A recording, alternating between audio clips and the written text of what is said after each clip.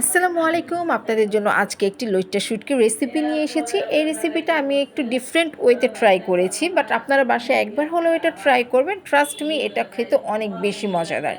তো প্রথমে আমি একটি ফ্রাই প্যানে কিছুটা সরিষার তেল দিয়ে দিয়েছি। তেলটা যখন গরম হবে এখানে আমি লইট্টা শুটকি, পেঁয়াজ, ৭-৮ কোষ রসুন, ৩টা কাঁচামরিচ এবং ৪-৫টা শুকনো মরিচ দিয়ে লাল লাল করে ভেজে নিয়েছি। যখন ভাজা হয়ে যাবে এটা আমি ঠান্ডা হলে ব্লেন্ড করে নিব।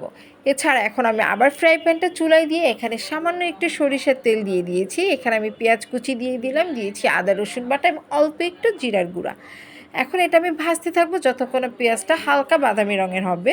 হালকা বাদামি রঙের হলে এখানে আমি কিছুটা ধনিয়া পাতা কুচি অ্যাড করে দিব এবং দিয়ে দিব আমার যে ব্লেন্ড করা শুটকিটা ছিল ওইটা। দিয়ে আমি এটা অনবরত নাড়তে থাকবো যতক্ষণ না তেলটা উপরে ভেসে আসবে। যখনই আমরা দেখব এটা থেকে খুব সুন্দর একটি স্মেল আসতেছে এবং তেলটা উপরে ভেসে আসছে, আমাদের রেসিপিটা সম্পূর্ণ তৈরি হয়ে যাবে। আপনার এই রেসিপিটা বাসায় একবার হলেও ট্রাই করবেন। এই রেসিপিটা গরম ভাতের সাথে খেতে অনেক বেশি মজাদার। রেসিপিটা যদি আপনাদের কাছে ভালো লাগে, লাইক, কমেন্ট, শেয়ার করবেন এবং শেষ পর্যন্ত সাথে থাকার জন্য আপনাদেরকে ধন্যবাদ।